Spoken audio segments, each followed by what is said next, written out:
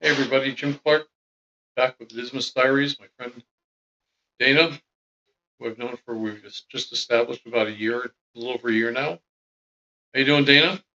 Going good, Jim. How's it going? Well, this is about our sixth take on this, so It is. hopefully we're going to get this one right this time. We got the script just about down right, but we had a little some technical issues. But we're here, and we're hoping that this is working.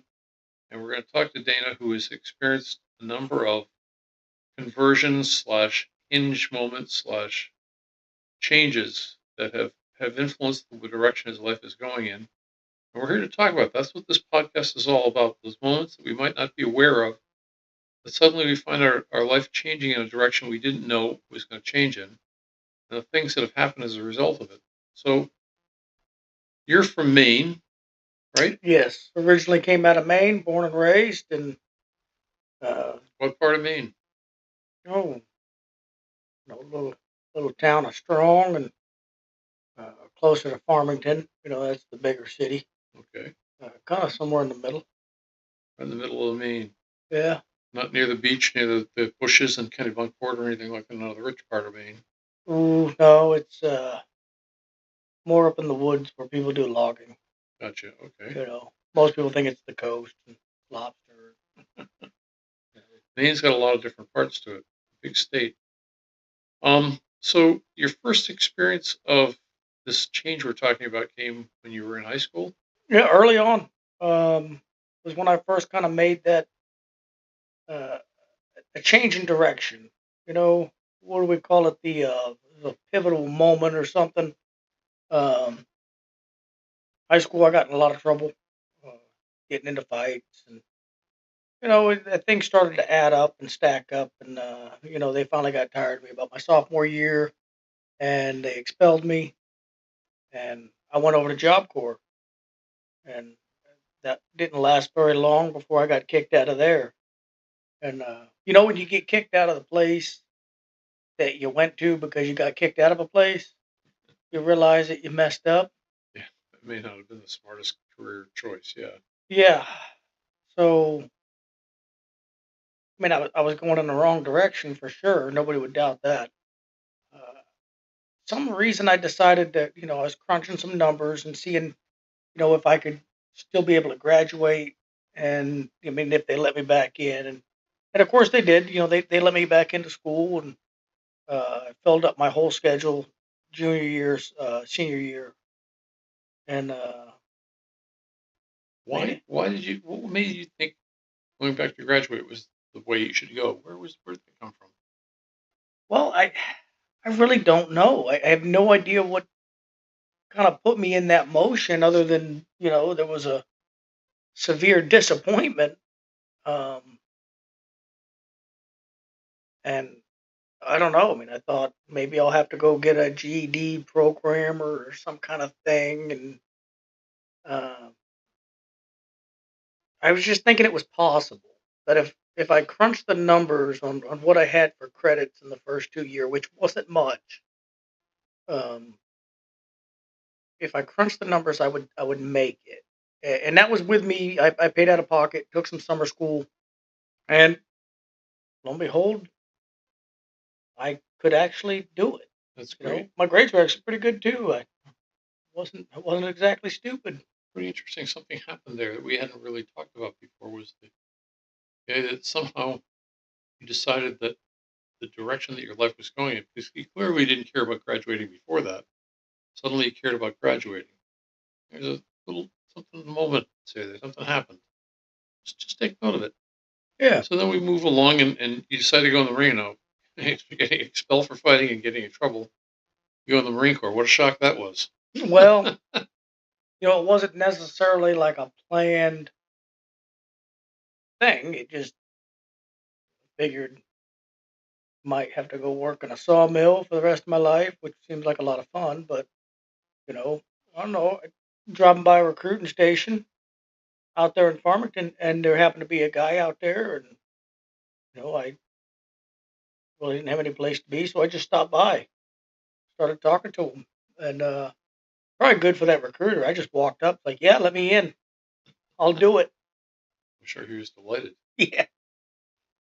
So you go in the Marine Corps, and you did well there. I had a really great career, for the most part. A little trouble there at the end.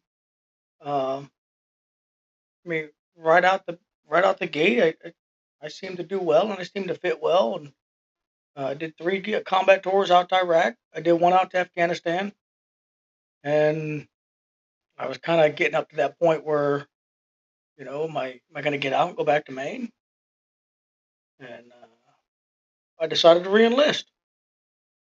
So of course, the bonus had a little thing to do with that. They were offering bonuses, and I mean, like everybody, we were all.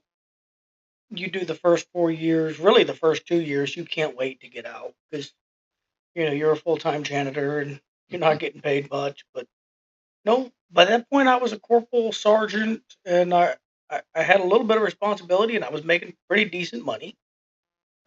I wasn't rich, but I wasn't worried about money as much as I remember, growing up in Maine. So you made the decision for a short term. Anyway, short term goal. I don't know that you were thinking I'm going to be in the Marine Corps until I'm 85, but certainly there's a short term goal here that you're making an adjustment in your life for. It's kind of interesting that we had the real short term goal in high school. So I just want to get out of high school. Yeah, And now we got kind of like a medium range. You're thinking maybe after 4 years, thinking, well, maybe a career, maybe 20 years, I could do that. Maybe that would give me some nice bennies at the end of it. And, actually, I don't even know if I was thinking about doing the full 20. yeah, I mean, that's usually everybody that's not in the service that would be talking to the younger me. Stick around for that 20. yeah.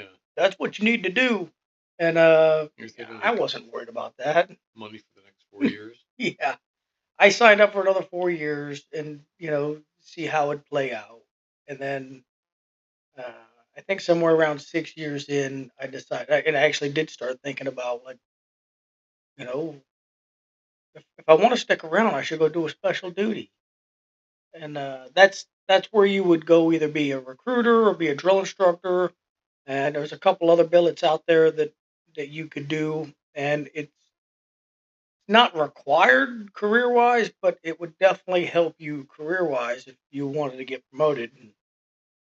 Everybody wants to get promoted. Yeah, you don't want to not get promoted because yeah, It's better to be promoted than not be promoted, right? yeah, absolutely.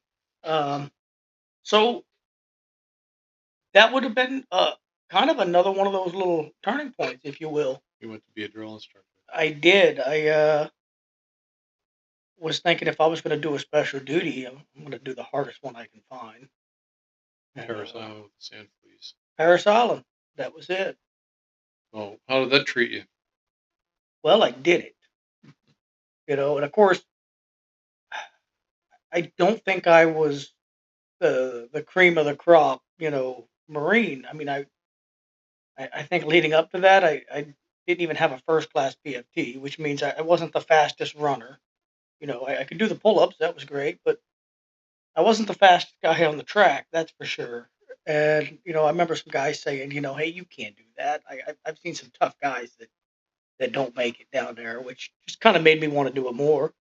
And I kind of got that same thing where I focused on what I needed to do. You know, I ate clean for 6 months. I was working out twice a day, and I was in the best shape of my life. I went down there and I did it. You know, Kind of like that high school experience where you crunch the numbers and you went full in and got done what you need to get done. yeah. You get to be a successful drill instructor. But being a drill instructor comes with a certain amount of stress and tension. Well, yeah, it does. You I'm know. talking not talking about the stress and tension you inflict on the recruits. I'm talking about the stress and tension on you. Oh yeah, yeah. I mean, I don't know. I don't know if they're doing the same kind of the hours they were working, but we put down a lot of hours. Uh, that that may in fact be one of the hardest jobs that exists. And I know a lot of people would contest that, but I would have been on deck, meaning there with the recruits at 3:45 in the morning, and I wouldn't be off of my feet until probably about 9 o'clock that night. Full day. That's a full day with no sitting down, and you're screaming, so that's exhausting in itself. And then you subtract time to drive home, go to sleep, and be back on the deck at 3:45. Not walking through the door. Mm. So it's a lot of hours. How'd you cope with I honestly don't know. that? I just I just kept going. I don't know. Uh, a lot of my life was like that. I was able to do the things that if I wanted to do something, I could just easily do it. I don't want to say easily, but if I really put my mind to something, I was able to accomplish what I wanted. If I wanted to tear apart a motor and put it back together, then I'd figure out how to do it. If I want to go paint cars, then I'd learn how to paint cars, and I'd go do that too. And I've always thought I was somewhat smarter than some that I could be able to do if as long as I just put my mind to it. The kind of that. It sounds like some cheesy motivation, but it is. Except with the alcohol thing, I could not. That was a whole different beast. So you came to a point where you couldn't handle the situation that you wanted. You wanted to put down the alcohol for some reason. Yeah, imagine that. What was it? What had happened? Well, turns out, some guys they might just become alcoholics right out the gate. I've heard a lot of people's stories and shares where they were really young. I always thought in my mind I kind of kept it together, and maybe I wasn't. There was just goals that I had that was more important. Uh, but by the time I left the drill field, and I was getting to the age of 30, and I don't know. I think I got comfortable. I got satisfied. I think I got a good case of alcoholism, and that's just what it was. And How did it manifest itself to you? well, I guess slowly and then quickly. It you know it'd be me drinking on the weekends, and then the weekends plus why not a Monday, and then booze day. I mean Tuesday, and then next thing you know I'm a daily drinker. And I would just who doesn't come home at the end of a day and owe themselves a drink at the end of the day. I mean after all I've done, right? And Absolutely. I noticed as I started to get a little older, my hands would start shaking a little bit, and of course, a little drink in the morning would take care of that, you know. And there goes the progressive illness to where now I'm not just drinking when I get home, I'm drinking as soon as I wake up. And then I'm maybe drinking a little bit, at lunchtime, just to, Steady the nerve. yeah, just rest the nerves a little. Hmm. And yeah, things progressed. And it came to a point where they couldn't progress any further. Yeah. And see, this is the type of thing where you're like, I wanted to make a change, and that's what I did. And now look at me. I don't drink anymore. And it's easy, It didn't work like that. No, it doesn't. It just doesn't. And I'm sure there are some that were like, you know, old Uncle Jack just put the bottle down and he was good. Well, good for Jack. I can't do it. Yeah. Things progressed to the point where, I tapered myself off, you know, where I had this little talk and said, I've got to figure something out. When you talk to yourself, Hmm. you go, self, we've got to make a change here. It's getting a tad out of control. And I tapered myself off, and I figured, well, that wasn't too bad. And see the shaking, I was getting withdrawals, and then it wouldn't be too long. I'd get some good idea that pick up another drink, and Mm. in a matter of days, I'd be right back to where I was. You know. Yeah. So at some point, you decided that you weren't a functioning alcoholic anymore. Yeah, because that was the justification. You know. Well, I was a functioning alcoholic. You know. But even then, I didn't even know the illness of what an alcoholism was. I didn't understand the phenomenal craving, the mental obsession. I didn't know what I was going through. Mhm. Um, Even if I had known, I don't know if it would have been enough. It's a baffling thing. Uh, Went through some pretty bad withdrawals going across the country when I got stationed out in Cali, and then that was like a clear sign. It could have been one of those moments that you talk about here in this podcast. It could have been one of those moments where, and that was it. I was hallucinating in a hotel room in Louisiana, and I saw something really evil, and I didn't like it, and I put it down. Nope, that was not enough for me. I Mm. mean, it should have been for somebody normal, sane thinking, right? But I think maybe I stopped drinking for a month. I tapered off. I made it to Cali, tapered off, and then of course it wasn't too long before I was maybe found taking a nap in my office. 10 o'clock in the morning, and then maybe a trip to the hospital. You know, that's a clear indicator. Like, I think I'm done with it this time.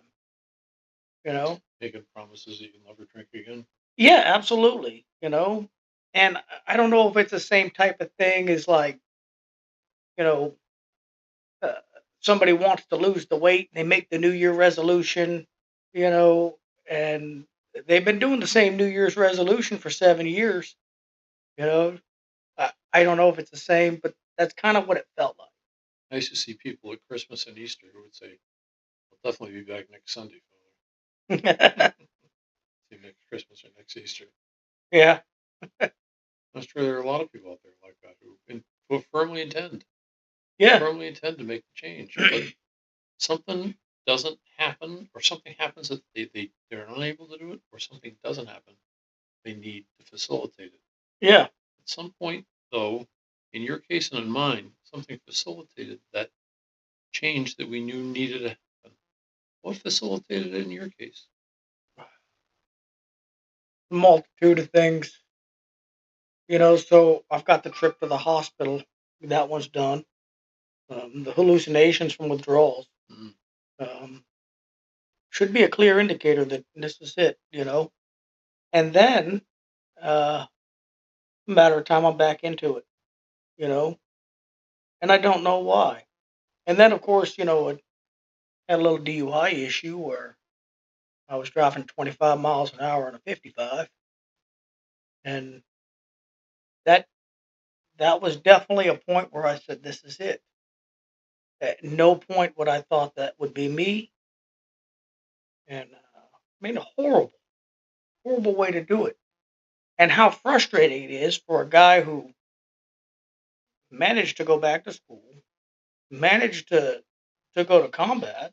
Mm. I mean, I've done just about everything I wanted. Like I just said, it's like Right. I've been able to figure this stuff out. This time you can figure it out. I still right back to the bottom, just like that. What do you think happened? Well, I think it was a good case of alcoholism. You know, um, see, another trip to the hospital. And this time I meant business, and it proved the point that self knowledge will not fix it. See, I had a plan. Mm. Oh, I had a plan. you got a plan. Oh, Yeah, you let got me a tell you plan. what. And the plan didn't work as well as I planned. So the idea that I was gonna, maybe stop by AA and see what these guys know, and you know what, I'll go over and talk to one of the vet centers and figure out what they know, and maybe I'll talk over to the alcohol place over there at the base. You know, little place that's supposed to be like a rehab. And if I could put these three things together and figure out what they know, then I'll be okay. And I think I lasted about 5 months, you know, which is a sheer miracle by itself, you know, because that was the problem. It was my plan. Mm. I didn't grasp the concept of the higher power. I was still the center of my own universe, and it was the cycle that had repeated again. You know, I'd stop drinking, and lo and behold, things would get a little bit better. And then I would soon forget the pain, the struggle, the heartache that I went through to get to that point. So I made a trip up to Oregon. Somehow I got a DUI. That should have been a clear indicator.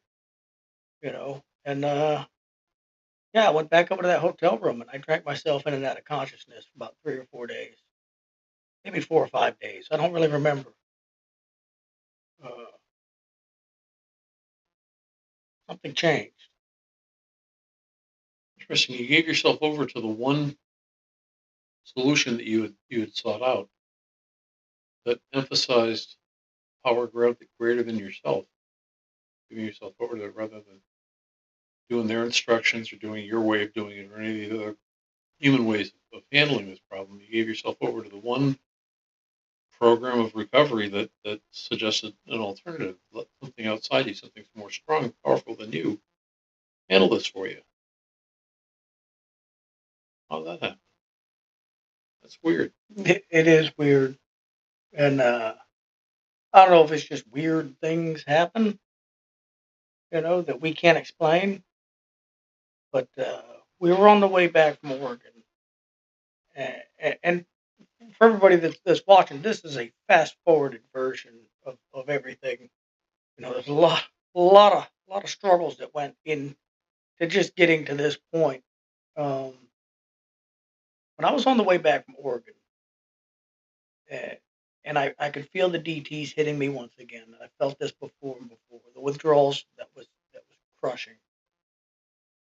I knew that if I could just take a drink, I remember standing at the gas station, and I knew that if I just buy one of them little bottles, it would level me out enough that it wouldn't be so bad. Something came over me. I didn't want it. Whatever it was done. If the DTS were going to kill me, that was it. That's fine. I was fine with that. Just whatever. I'm done. When you hit that point, some might call it a bottom, but any bottom will do, I suppose.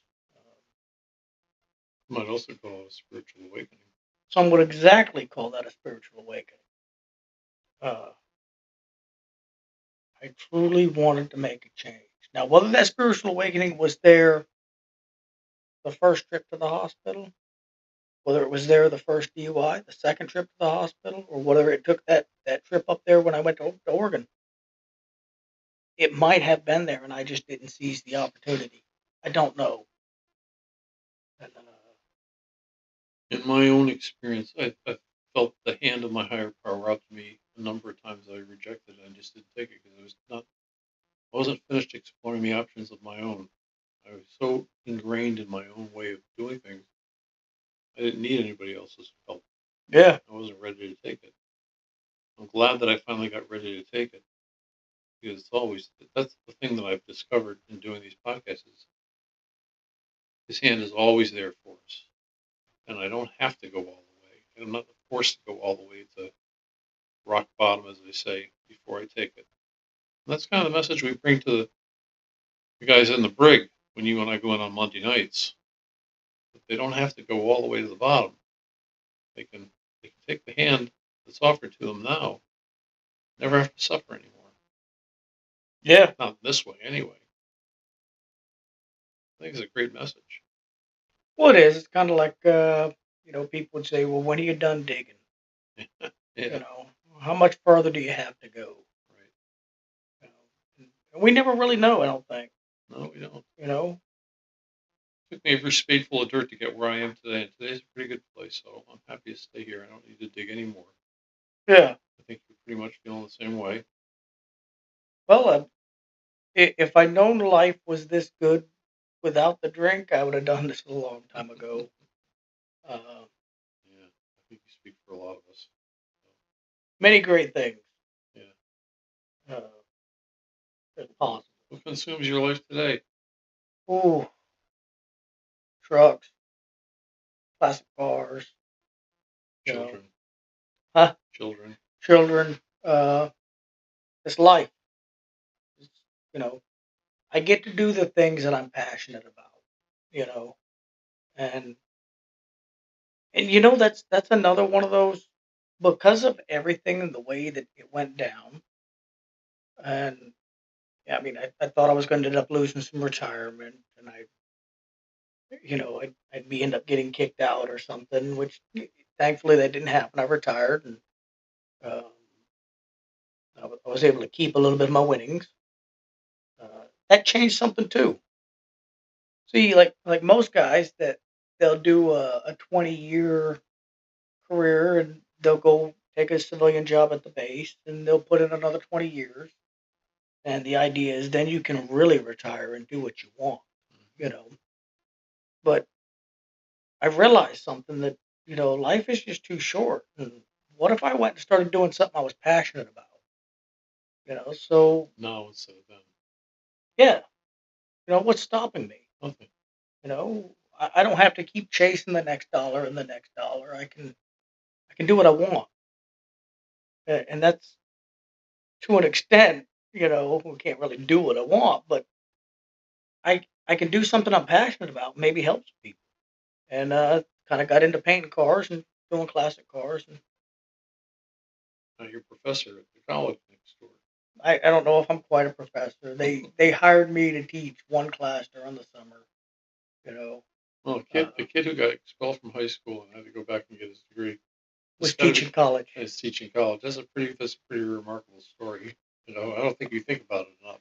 It was an auto restoration class, so I think I'm a little versed in some of that stuff. That's okay. That's a good thing. I'm really privileged to know you, and I'm privileged to be able to go in with you to the Marines who are incarcerated on Lejeune and talk to them about the things that we've experienced together as as recovery people, and the idea that our higher power is always there to extend a hand to us as soon as we want to take it. We're free to. We don't have to refuse it forever.